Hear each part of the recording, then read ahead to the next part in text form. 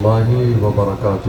وعلیکم السلام ورحمۃ اللہ وبرکاتہ۔ الحمد للہ رب العالمین والصلاة والسلام علی سید الانبیاء والمرسلین وعلی آلہ واصحابہ اجمعین، اما بعد فاعوذ باللہ من الشیطان الرجیم، بسم اللہ الرحمن الرحیم۔ قال الله تبارك وتعالى في القرآن العظيم إن الله لا يغير ما بقوم حتى يغيروا ما بأنفسهم صدق الله العظيم وصدق رسوله النبي الأمين المتين المبين الكريم ونحن على ذلك لمن الشاهدين والحمد لله رب العالمين۔ آئیے ہم اور آپ نہایت عقیدت اور احترام کے ساتھ حضور سرور کائنات صلی اللہ علیہ وسلم کی بارگاہ مقدسہ میں درود کا نذرانہ پیش کریں اور پڑھیں بآواز بلند، صلی اللہ علی النبی الامی وآلہ صلی اللہ علیہ وسلم، صلاۃ و سلاما علیک یا رسول اللہ صلی اللہ تعالی علیہ وسلم۔ فرمائی اللہ کی بارگاہ میں دعا ہے پروردگار عالم اس کانفرنس کو اپنی بارگاہ میں قبول فرمائے۔ قابل مبارکباد ہیں ہماری قوم کے وہ تمام نوجوان جنہوں نے کئی مہینے مسلسل اس کانفرنس کو سجانے کے لیے کوششیں محنتیں کی۔ اللہ ان کی اس کاوش کو اپنی بارگاہ میں قبول فرمائے آمین، اور انہیں دونوں جہان میں اس کا بہترین صلہ اور بدلہ عطا فرمائے۔ الحمدللہ بہت کامیاب یہ عظیم الشان کانفرنس ہے۔ اس کانفرنس کا جب پوسٹر میری نظر سے گزرا تو مجھے بڑا تعجب ہوا کہ ایک پروگرام میں اتنے بہت سارے اپنے اپنے فیلڈ کے کامیاب لوگوں کا جمع ہو جانا ہی اپنے آپ میں کامیابی کی ضمانت ہوتا ہے۔ الحمدللہ خانقاہ شہبازیہ سے ہماری اور آپ کی اس محفل کی سرپرستی ہو رہی ہے۔ شہبازی دولہا ہماری نگاہوں کے سامنے جلوگر ہیں، اور یہ صرف جملہ نہیں بلکہ اگر آپ چہرے کی زیارت کر رہے ہیں تو الحمدللہ یہ دیکھ رہے ہیں کہ دولہوں کے چہرے ان کے چہرے کے سامنے پھیکے پڑ جاتے ہیں۔ اللہ نے خانقاہ شہبازیہ کے ان شہزادوں کے چہرے پر وہ نور اور وہ رونق عطا فرمائی ہے۔ اللہ ان چہروں کو ہمیشہ شاد و آباد فرمائے، ان کے سائے کو ہمارے سروں پر تادیر قائم و دائم فرمائے۔ الحمدللہ بہت کامیاب محفل ہے۔ میں کمیٹی والوں کو، اس پورے علاقے کے نوجوانوں کو، بزرگوں کو دل کی گہرائیوں سے اس عظیم الشان کانفرنس کی کامیابی پر مبارکباد دیتا ہوں۔ الحمدللہ ہندوستان کے بہت نامور، بہت مشہور اور بہت مقبول ناظم کفیل انبر صاحب بھی اپنی تمام تر مصروفیات کے باوجود تشریف لائے۔ اللہ انہیں سلامت رکھے۔ مبارک حسین مبارک صاحب تشریف فرمائیں۔ بھائی ذیشان برکاتی صاحب بھی جلوگر ہیں۔ معین قادری صاحب بھی بنگلور سے تشریف لائے ہوئے ہیں، اور بھی دیگر حضرات جن کا میرے ذہن میں نام نہیں۔ الحمدللہ تمام تر مہمان موجود ہیں، اور اب تک کا پروگرام آپ کا بہت کامیاب ہے۔ بڑی محنت اور توجہ کے ساتھ یہ پروگرام سجایا گیا ہے، بنایا گیا ہے۔ اور کئی بار ایسا ہوتا ہے کہ جب کسی کانفرنس میں ہماری شرکت ہوتی ہے تو ذہن میں بہت سارے خیالات آتے ہیں انتظام کے حوالے سے، کہ ایسا ہوتا تو بہت اچھا تھا، یہ ممبر ایسا ہوتا، یہ لائٹنگ ایسی ہوتی، مائک ایسا ہوتا، ٹھہرنے کا انتظام ایسا ہوتا۔ لیکن میں یہ بات بلا مبالغہ کہہ رہا ہوں، شہزادے موجود ہیں، کہ اس عظیم الشان کانفرنس میں اس حوالے سے کوئی خیال نہیں آ رہا۔ الحمدللہ ہر اینگل سے یہ پروگرام بہت کامیاب ہے۔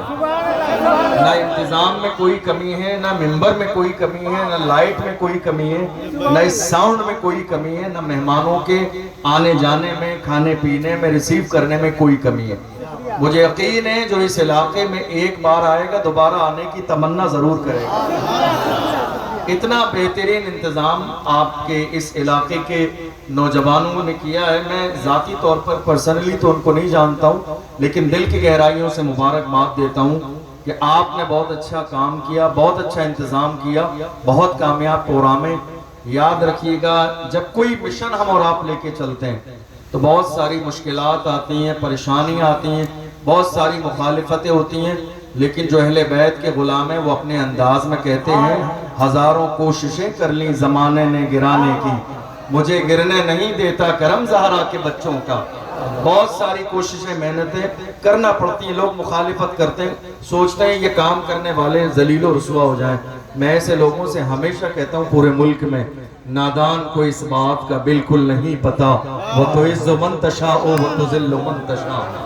اللہ کے حضور یہ ہوتا ہے فیصلہ، وَتُعِزُّ مَن تَشَاءُ وَتُذِلُّ مَن تَشَاءُ۔ جھوٹی نوازشات کی بارش فضول ہے، ہم کو ذلیل کرنے کی سازش فضول ہے۔ جھوٹی نوازشات کی بارش فضول ہے، ہم کو ذلیل کرنے کی سازش فضول ہے۔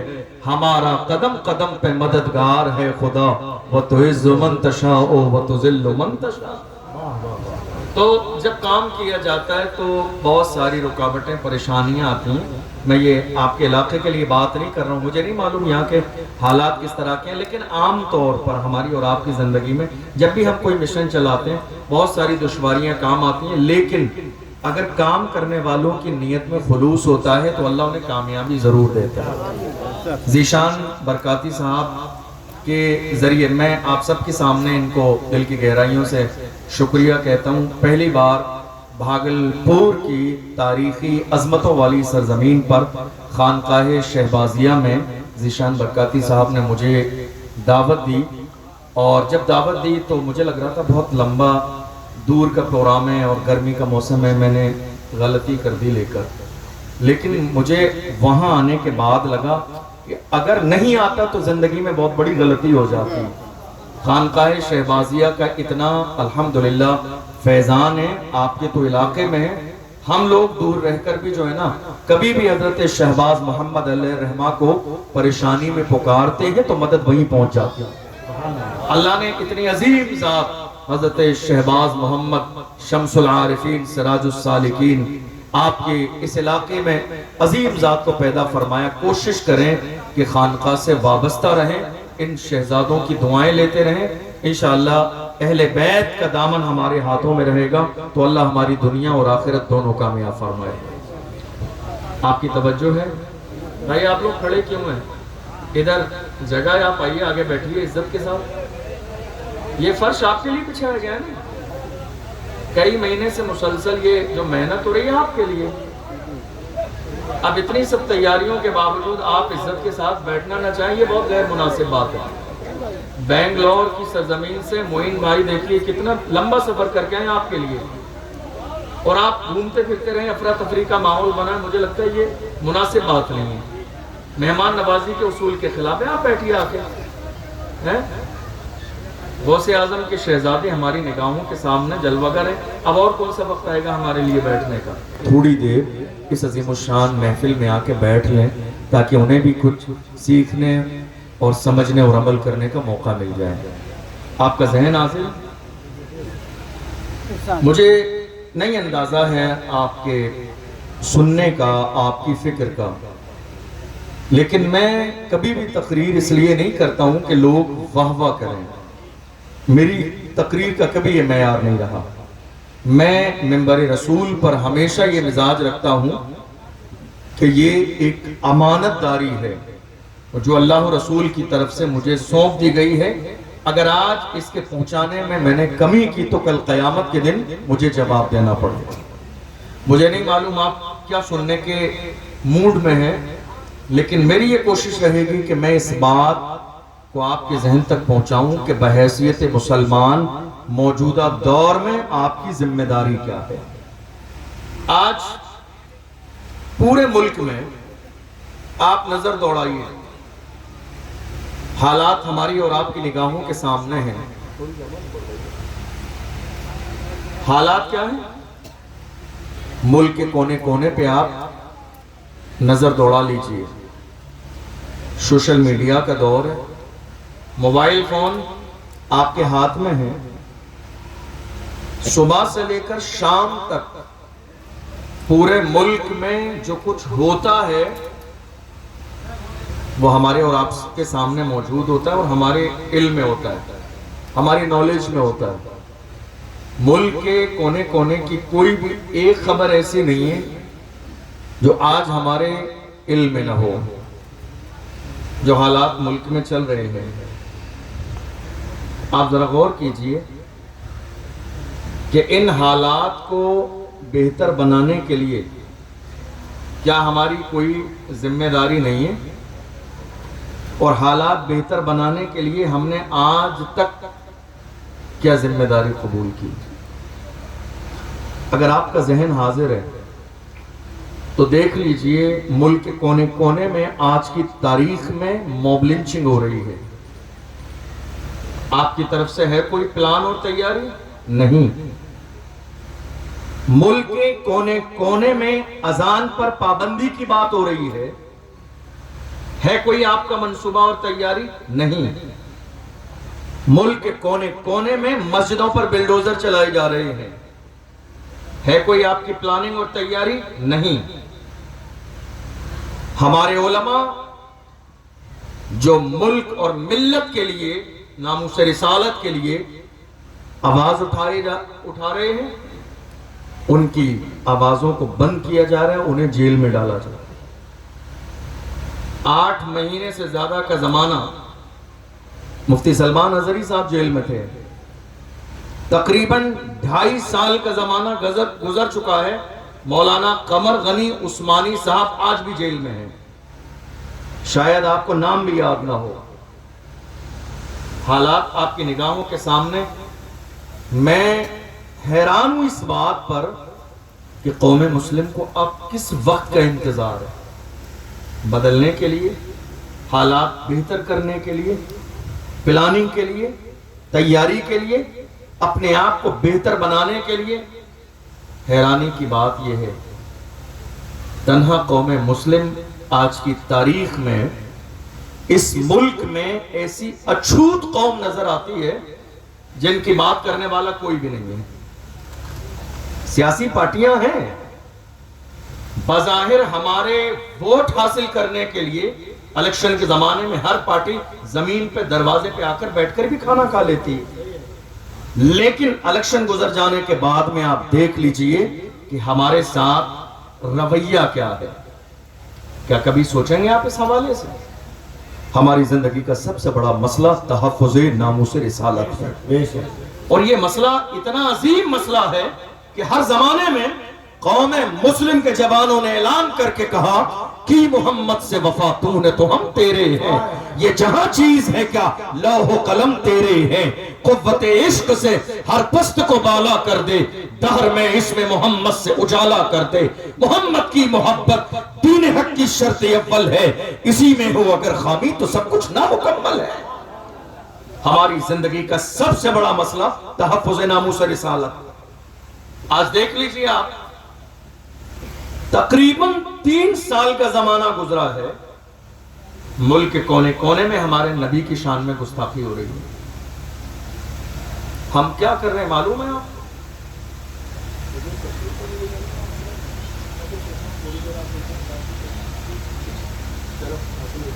رد عمل تھا، آپ کو حیرت ہوگی یہ جان کر،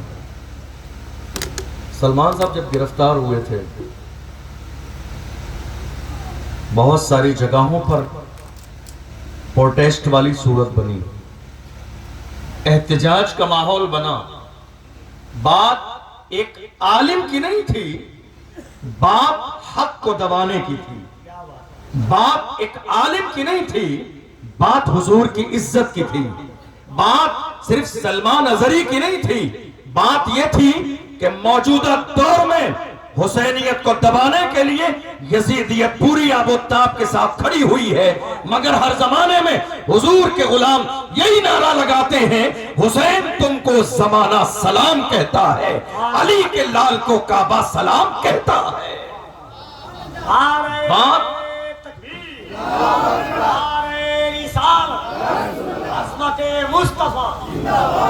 بات صرف یہ نہیں تھی کہ ہم کسی ایک عالم کے لیے کھڑے تھے، بات یہ تھی کہ ہم حق کے لیے کھڑے تھے، ہم حضور کی عزت کے لیے کھڑے تھے۔ اب اگر آپ کا ذہن حاضر ہے تو غور کیجئے گا، کئی جگہ احتجاج ہوا، کتنے لوگوں نے اپنے نوجوانوں کو گھر میں بند کر دیا، معلوم ہے آپ کو؟ کتنے نوجوانوں نے لوگوں نے اپنے نوجوانوں کو گھر میں بند کر دیا اور کہا نہیں بیٹا باہر نہیں آنا، تم احتجاج میں جاؤ گے تو تمہارا نام آ جائے، تم احتجاج میں جاؤ گے تو تمہارے خلاف مقدمہ ہو جائے گا، FIR درج ہو جائے گی، نام آ جائے گا۔ کتنے لوگ تھے جو نکل کے میدان میں نہیں آئے، کتنے لوگ تھے جنہوں نے توجہ ہی نہیں دی، نظر انداز کر دیا، وہ سوچتے رہے نہیں صاحب میں اکیلا کیوں کھڑا ہوں، میری جان کا مسئلہ، نام آ جائے گا۔ میں کہتا ہوں جوانوں یہ زندگی تمہاری ہے کس کے لیے؟ شراب و شباب کے لیے، عیاشیوں کے لیے، مکاریوں کے لیے؟ لعنت ہے ایسی جوانی پر جو حضور کی عزت کے لیے کام نہ آ سکے۔ ارے ہم جس بریلی کو جانتے ہیں، بریلی سے تاج الشریعہ نے فرمایا تھا جوانوں زندگی یہ نہیں ہے کسی کے لیے، زندگی ہے نبی کی، نبی کے لیے نہ سمجھ مرتے ہیں، زندگی کے لیے جینا مرنا ہے سب کچھ نبی کے لیے۔ سبحان اللہ سبحان اللہ۔ کیا گیا؟ اور دوسری طرف اگر آپ میری بات کو سمجھیں گے تو آپ ایگری ہوں گے اس بات سے، اس زمانے میں ہمارے نوجوانوں کو جب تکلیف ہوئی تو ہمارے نوجوان اپنے بڑوں کے پاس گئے، کہا ہم کچھ کرنا چاہتے ہیں ناموس رسالت کے مسئلے پر، اگر ہاتھ پہ ہاتھ دھرے بیٹھے رہیں گے تو حالات اور خراب ہو جائیں گے۔ تو جانتے ہو جنہیں قوم کا بڑا کہا جاتا ہے، جنہیں بڑا سرپرست کہا جاتا ہے، ان لوگوں نے قوم کے جوانوں کو ڈرا دیا نہیں حالات اچھے نہیں ہیں۔ ایسا ہوا یا نہیں؟ کون میری بات کی حمایت کر رہے ہیں؟ ایسا ہوا یا نہیں؟ کتنے جوانوں نے حمایت کی کہ ہم حضور کی عزت کے لیے آگے آئیں گے، لیکن بڑوں نے ڈرا دیا نہیں حالات اچھے نہیں ہیں، نام آ جائے گا۔ مگر میں نے اس دن سے لے کر آج تک ملک کے کونے کونے میں جوانوں کے دل اور دماغ میں یہ بات ڈالی، اگر دنیا کی لسٹ میں تمہارا نام آئے گا تو یاد رکھو مدینے والے کی فہرست میں بھی تمہارا نام آ جائے گا، اور فخر کے ساتھ کہو گے یا رسول اللہ یہ ناز یہ انداز ہمارے نہیں ہوتے، جھولی میں اگر ٹکڑے تمہارے نہیں ہوتے، ملتی نہ اگر بھیک حضور آپ کے در سے اس شان سے منتوں کے گزارے نہیں ہوتے۔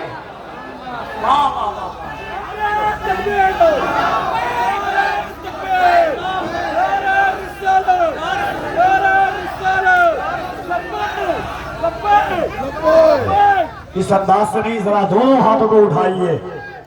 نام آ جائے گا، نام آ جائے گا۔ یاد رکھیے گا حضور کے غلام کبھی اس بات سے نہیں ڈرے کہ نام آ جائے گا۔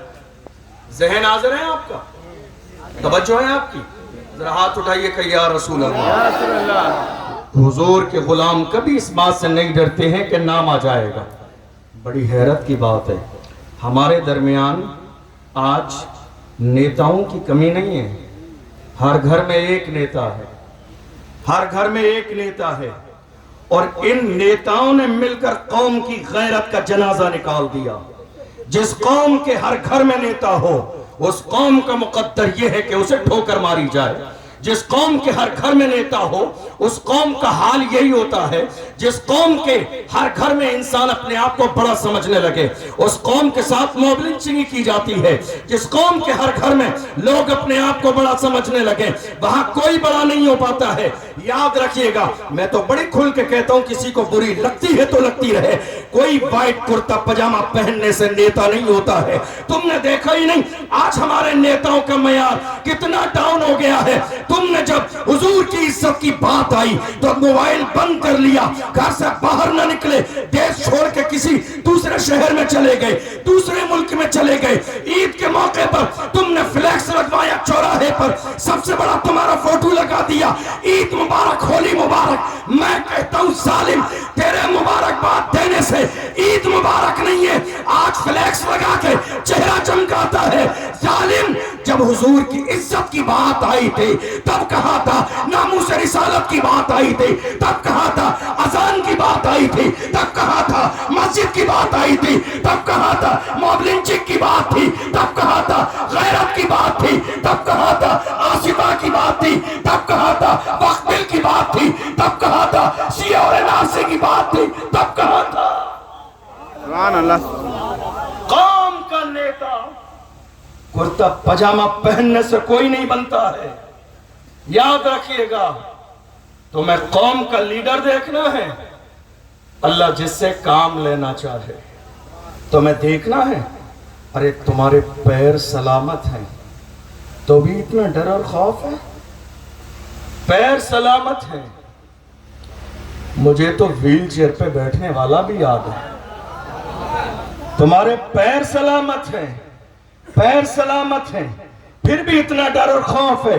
مجھے تو آج بھی وہ مرد قلندر یاد ہے جس نے فیض آباد کے دھرنے میں دسمبر کی سردی میں دشمنوں کی آنکھوں میں آنکھیں ڈال کے کہا تھا, انہیں جانا انہیں مانا, نہ رکھا غیر سے کام, للہ الحمد میں دنیا سے مسلمان گیا.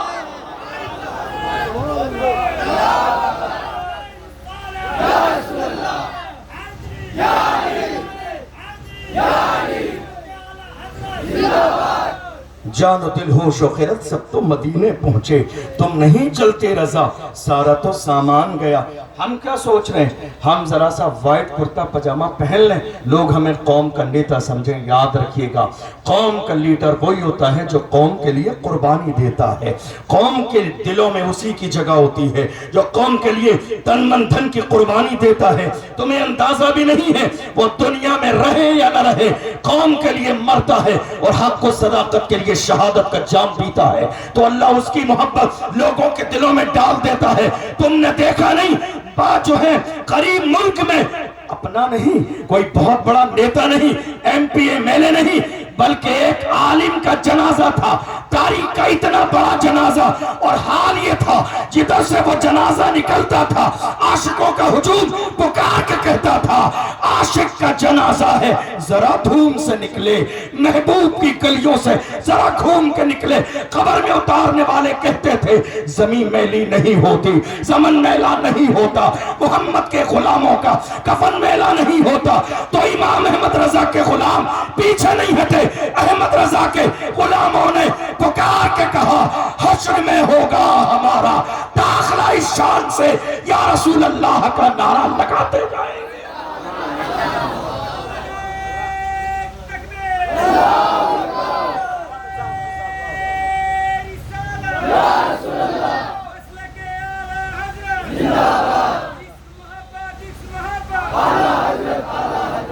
حضور کے نام پہ مرنے اور مٹنے کا جذبہ پیدا کیجیے. مرنا تو ہے ہی, باقی نہیں رہنا ہے, مرنا ہی ہے. یا رسول اللہ, اگر آپ کے نام پہ موت آ جائے تو وہ موت نہیں زندگی ہے. حضور کے نام پر آج ہم اپنی قوم کے جوانوں کو ڈرا رہے ہیں حالات سے, لیکن ہماری جو تاریخ ہے, ہماری تاریخ میں آپ کو ایک واقعہ بھی ایسا نہیں ملے گا کہ ہمارے بزرگوں نے, ہماری ماؤں نے بچوں کو ڈرایا. قربانی کا مسئلہ جانتے ہیں کیا ہے؟ کہا گیا جب قربانی کرو تو اپنے بچوں کو سامنے بٹھاؤ. کیوں کہا گیا؟ تاکہ جانور ذبح ہوتے تمہارے بچے دیکھیں تو یہ نہ ہو جب خون دینے کی نوبت آئے تو ان کے کلیجے دہل جائیں.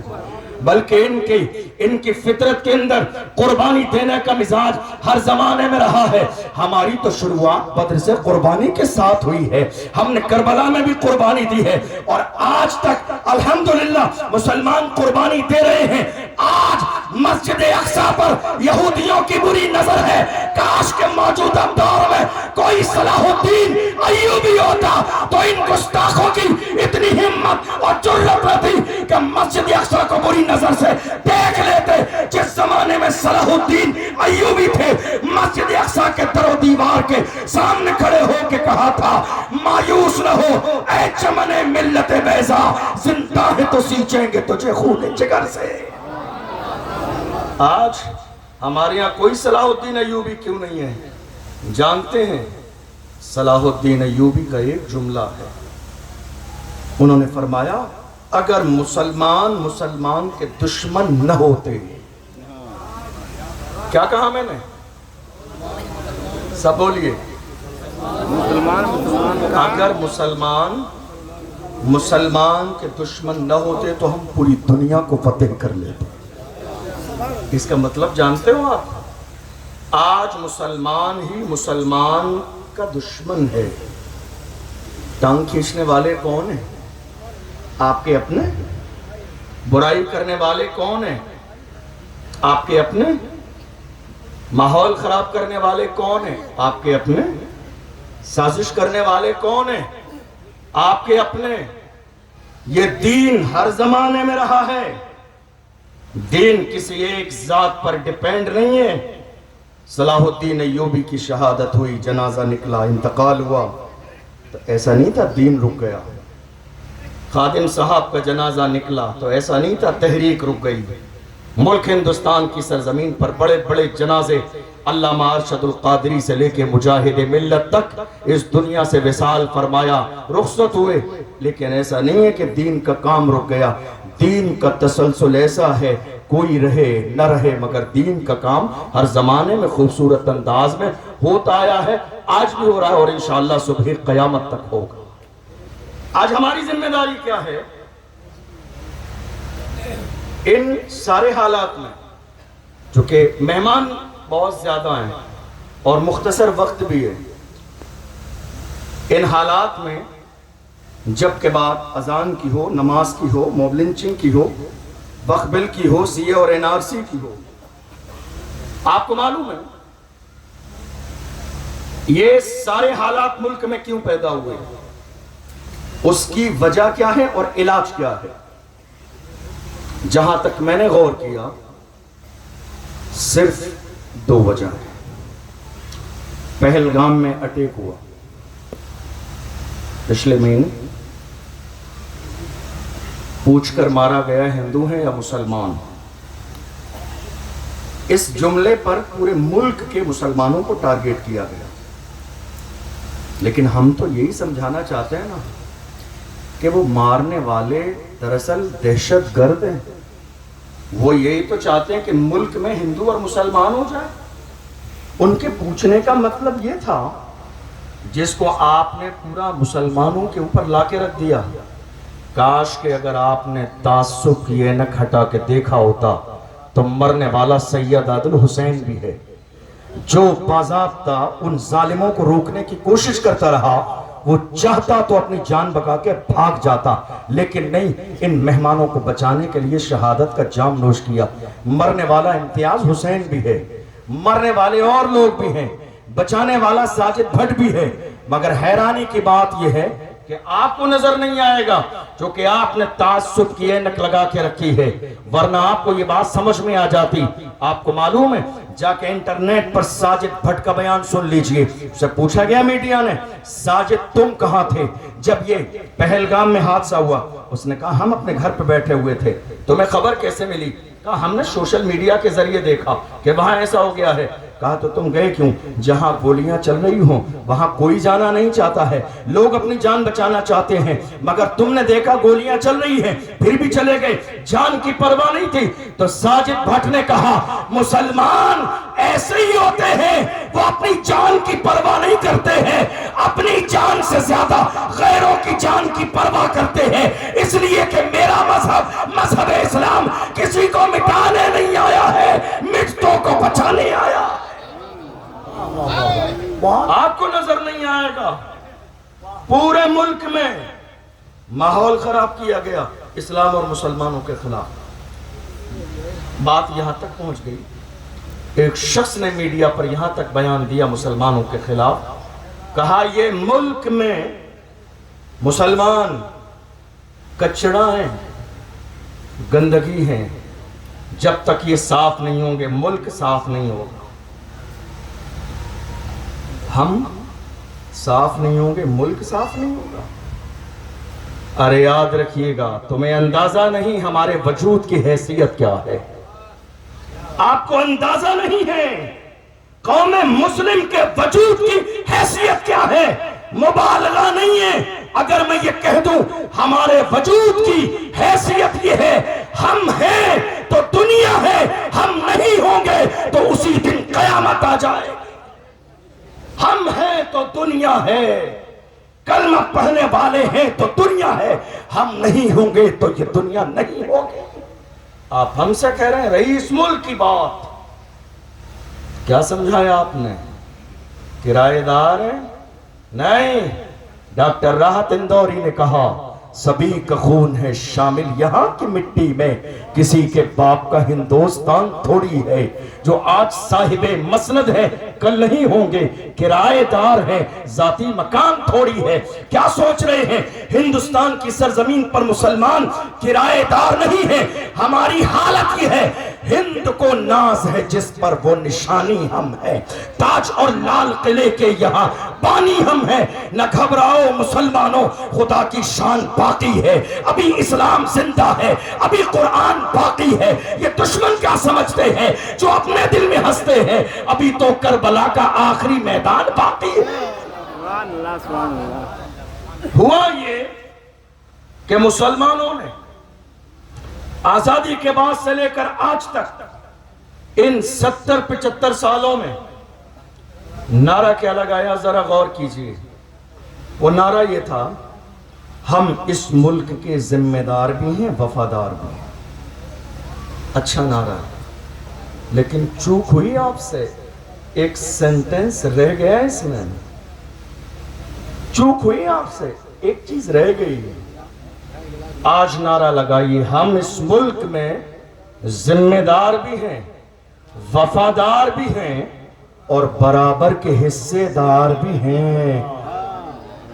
برابر کے، سب بولیے آگے سے پیچھے تک، برابر کے حصے دار بھی ہیں۔ اس لیے کہ آج جس سرزمین پر آپ اترا رہے ہیں، جن علماء سے آپ کو پریشانی ہے، کل جب یہ ملک انگریزوں کی غلامی میں تھا تو اس ملک کو انگریزوں سے بچانے والا بھی ایک عالم تھا، دنیا جسے علامہ فضل حق خیر آبادی کے نام سے جانتی ہے۔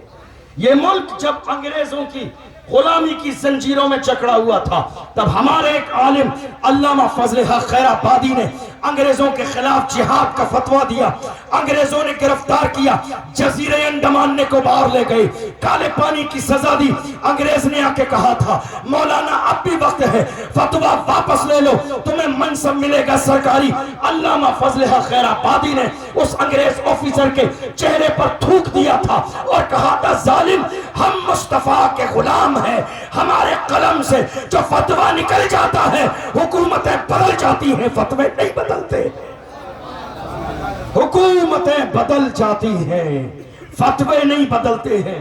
علامہ فضل حق خیر آبادی نے اس ملک کی آزادی کے لیے، اس ملک کی آزادی کے لیے جہاد کا فتویٰ دیا۔ بات اور آگے بڑھی، سید کفایت علی کافی اس ملک کے بہت عظیم مجاہدے آزادی ہیں، مہم چلائی اس ملک کی آزادی کی۔ انگریزوں نے انہیں بھی گرفتار کیا اور اعلان کیا مولانا سید کفایت علی کافی غدار ہیں، اس لیے انہیں پھانسی کی سزا دی جائے گی۔ آپ جانتے ہیں، توجہ ہے آپ کی، توجہ ہے آپ کی، جب کوئی بہت بے باک ہو نا، بے باک بولنے والا ہو، تو لوگ سوچتے ہیں بیک گراؤنڈ شاید بہت مضبوط ہے، اس لیے ڈرتا اور دبتا نہیں ہے. کتنی جگہ مجھ سے ایسا ہوتا ہے، لوگ پوچھتے ہیں آپ اتنا کھل کے بولتے ہیں، لگتا ہے آپ کا بیک گراؤنڈ بہت مضبوط ہے اس لیے دبتے نہیں ہیں. میں کہتا ہوں ہاں میرا بیک گراؤنڈ تو بہت مضبوط ہے، بتا دوں گا کلیجہ دہل جائے گا. کیا سمجھایا آپ نے؟ دبتے نہیں ہیں. کیوں دبیں؟ میرے امام نے ہمیں نسخہ دیا، فرمایا کیا دبے جس پہ حمایت کا ہو پنجہ تیرا، کیا دبے جس پہ حمایت کا ہو پنجہ تیرا، شیر کو خطرے میں لاتا نہیں کتا تیرا. ہم غوث اعظم کے غلام ہیں، ڈرتے اور دبتے نہیں ہیں. علامہ سید کفایت علی کافی نے مہم چلائی. آپ ان کی تاریخ پر غور کیجئے کہ بیک گراؤنڈ شاید بہت مضبوط ہے. جب علامہ سید کفایت علی کافی کے شجرے پر غور کریں گے تو پتہ چلے گا ان کا شجرہ کربلا میں آقا حسین سے ملتا ہے. ہم سمجھ گئے جس کا شجرہ آقا حسین سے ملتا ہو اب وہ ڈریں گے نہیں، اب وہ دبیں گے نہیں، اب وہ قدم پیچھے نہیں ہٹائیں گے. انگریزوں نے علامہ سید کفایت علی کافی کو مراد آباد کے چوراہے پر پھانسی کا اعلان کیا. رمضان کا مہینہ ہے، روزے کی حالت میں ہے، عصر اور مغرب کے درمیان کا وقت ہے. پھانسی کا پھندا گلے میں ڈالا اس ملک کی آزادی کے لیے.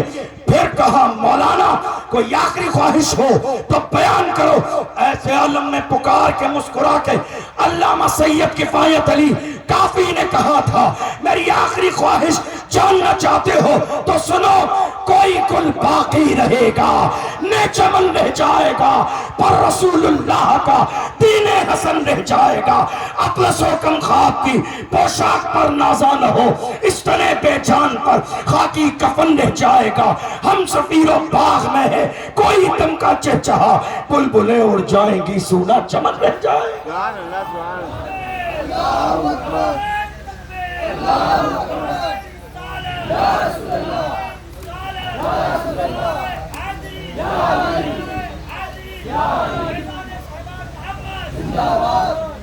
اس ملک میں کسی سے کم نہیں ہے قربانی مسلمانوں کی. اشفاق اللہ خان فیض آباد کی جیل میں ہے اور فیض آباد کی جیل میں اشفاق اللہ خان کو مارا جاتا ہے. ان کے جسم کو باضابطہ استری سے جلایا جاتا ہے اور جب ان کا جسم جل جاتا ہے تو انگریز ان کے جلے ہوئے جسم پر نمک لگاتے ہیں. جب تڑپنے لگتے ہیں تو انگریز کہتے ہیں تم سرکاری گواہ بن جاؤ، رام پرشاد بسمل کے خلاف گواہی دو، سرکاری گواہ بنو گے چھوڑ دیا جائے گا. چندر شیخر آزاد کے خلاف گواہی دو، تمہیں چھوڑ دیا جائے گا. مگر اللہ اکبر، مسلمان کسی بھی زمانے میں غدار نہیں ہوتا ہے.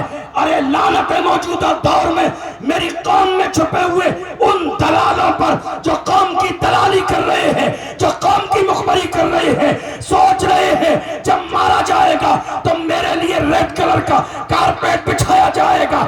ڈاکٹر راحت اندوری نے ایسے لوگوں کے لیے کہا لگے گی آگ تو آئیں گے گھر کا عزت میں، یہاں پہ صرف ہمارا مکان تھوڑی ہے. یہ دلالی جو آج ہماری قوم میں ہے یا نہیں ہے؟ بتائیے، ڈر لگ رہا ہے آپ وہاں کرتے ہوئے؟ یہ جب سے ہماری قوم میں قوم کی دلالی کرنے والے دلال پیدا ہو، جب سے قوم کی مخبری کرنے والے یہ پیدا ہو گئے، آج قوم کی غیرت کا جنازہ نکل گیا آپ کی نگاہوں کے سامنے. قوم کی دلالی کس لیے ہو رہی ہے؟ ایک کپ چائے کے لیے، ذرا سی شاباشی کے لیے.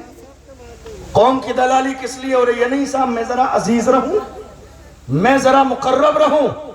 لعنت ہے تم پر اور تمہاری سوچ پر جو تم اپنی مسجدوں مدرسوں کی دلالی کر رہے ہو. ہم نے کورونا کے زمانے میں دیکھا کتنی مسجدوں پہ چھاپا پڑ گیا، دلالی کرنے والے اپنے ہی تھے. ہم نے کورونا کے زمانے میں دیکھا کتنے مدرسوں میں باضابطہ تالا لگا دیا گیا، مخبری کرنے والے اپنے ہی تھے. میں کہتا ہوں ظالم، تو نے داڑھی ٹوپی کے ساتھ مخبری کی، کیوں داڑھی ٹوپی کی بے عزتی کرتا ہے؟ مخبر بننا تھا تو کھل کے بن جاتا. یاد رکھیے گا منافقوں کا حال یہ ہے. اللہ کا قرآن کہتا ہے ان المنافقین فی الدرک الاسفل من النار، یہ منافقین جہنم کے سب سے نچلے والے حصے میں رہیں گے. جو قوم کی دلالی کر رہے ہیں آج کی تاریخ میں، جو قوم کی غیرت کا جنازہ نکال رہے ہیں، کیا سوچ رہے ہیں ہم معزز بن جائیں گے؟ نہیں، دنیا یہ سمجھ گئی ہے جو اپنی قوم کا نہ ہوا وہ ہمارا کیسے ہو سکتا ہے۔ دنیا یہ سمجھ گئی ہے۔ اشفاق اللہ خان کے ساتھ جب ان کے جسم کو جلایا، انگریزوں نے کہا اب بھی وقت ہے، واپس ہو جائیے، تو اشفاق اللہ خان نے للکار کے کہا تھا سرفروشی کی تمنا اب ہمارے دل میں ہے، دیکھنا ہے زور کتنا بازوئے قاتل میں ہے، وقت آنے پر بتا دیں گے تجھے اے آسماں، ہم ابھی سے کیا بتائیں کیا ہمارے دل میں ہے۔ اور جب اشفاق اللہ خان کو فیض آباد کی جیل میں پھانسی دی گئی، پھانسی دیتے وقت میں دنیا نے دیکھا اشفاق اللہ خان نے قدم آگے بڑھایا، پھانسی کا پھندا پکڑ کے اپنے ہونٹوں سے چوما، اپنے گلے میں ڈالا۔ انگریزوں نے کہا کوئی آرزو ہو تو بتاؤ، اشفاق اللہ خان نے کہا تھا کچھ آرزو نہیں ہے، آرزو تو یہ ہے رکھ دے کوئی ذرا سی خاک وطن کفن میں۔ اس ملک سے وفاداری قوم مسلم کا انداز یہ ہے، پھر بھی ہم سے یہ گلہ ہے کہ وفادار نہیں۔ آج پہلگام کے حادثے کے بعد دیکھ لیجئے ملک کے کونے کونے میں زبانیں، ہمیں تو وہ وقت بھی یاد ہے جب آخری بادشاہ بہادر شاہ ظفر کے سامنے انگریزوں نے ان کے بیٹوں کے کٹے ہوئے سر رنگون کی جیل میں لے جا کے پیش کیے، اور انگریزوں نے کہا تھا دمدمے میں دم نہیں اب خیر مانگو جان کی، اے ظفر ٹھنڈی ہوئی شمشیر ہندوستان کی۔ تو ایسے عالم میں للکار کے بہادر شاہ ظفر نے کہا تھا غازیوں میں بو رہے گی جب تلک ایمان کی، غازیوں میں بو رہے گی جب تلک ایمان کی، تخت لندن تک چلے گی دیغ ہندوستان کی۔ اس ملک کی وفاداری ہم سے پوچھتے ہیں آپ؟ آج حالت یہ ہے مسلمانوں کو دوسرے نمبر کا شہری بنانے کی بھرپور پلاننگ اور کوشش، ہماری ذات سے نفرت، ہماری زبان سے نفرت، ہمارے استعمال کرنے والے پروڈکٹ سے نفرت، ہماری ذات سے نفرت۔ لوگ کہہ رہے ہیں مسلمان، پہلگام میں یہ حادثہ ہوا مسلمان نفرت پھیلاتے، نہیں، ہمارے مذہب میں کہیں نفرت نہیں ہے، قرآن میں کہیں نفرت نہیں ہے، حدیث میں کہیں نفرت نہیں۔ نفرت کی بات کرتے ہیں، اگر میں نفرت کی مثالیں پیش کروں تو کئی گھنٹے لگ جائیں گے۔ میں آپ کو ایک مثال بتا دیتا ہوں تازہ، آپ کے ذہن میں بھی ہوگی۔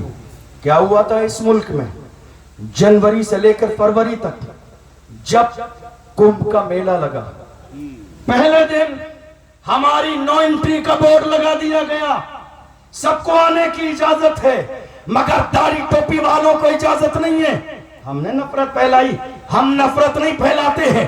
آپ کا میلہ ہوا، آپ نے نو انٹری کا بورڈ لگا دیا، مگر اللہ کی عزت کی قسم دیکھ لو شہباز محمد کا دروازہ سب کے لیے کھلا ہے، اجمیر کا دروازہ سب کے لیے کھلا ہے، کہ چھوچا کا دروازہ سب کے لیے کھلا ہے، علاء الحق منڈوی کا دروازہ سب کے لیے کھلا ہے۔ ہمارا حال یہ ہے، شہباز محمد کی بارگاہ سے اعلان کیا جاتا ہے یا گورا کالا نہیں دیکھا جاتا ہے، جو عقیدت سے آتا ہے اس کے خالی دامن کو بھر دیا جاتا۔ آپ ہم سے کہہ رہے ہیں نفرت پھیلائی؟ نہیں، نفرت ہم پھیلانے والے نہیں ہیں۔ ہماری انٹری پر پابندی لگا دی گئی، بورڈ لگا دیے کہ نہیں، پورے ملک میں بحث ہو رہی تھی مسلمان کیوں نہیں، مسلمان کیوں نہیں، پابندی ہمارے آنے پر، مگر ہمارے وجود کی حیثیت دیکھیے آپ۔ جب بھگدڑ مچی،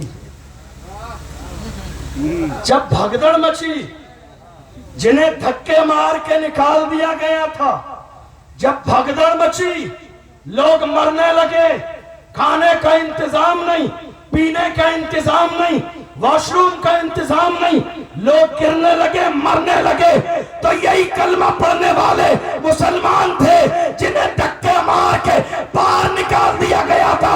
انہوں نے اعلان کیا اے کمبھ کے میلے میں آنے والوں، ہمارے لیے حال یہ ہے، تمہارے لیے لیے ہم نے دل کا دروازہ بھی کھول دیا، مسجد کا دروازہ بھی کھلا ہے، مدرسے کا دروازہ بھی کھلا ہے، کھانا تمہارے لیے ہے، پینا تمہارے لیے ہے۔ لوگوں نے کہا تم تو وہی ہو نا جن کو بھگا دیا ہم نے؟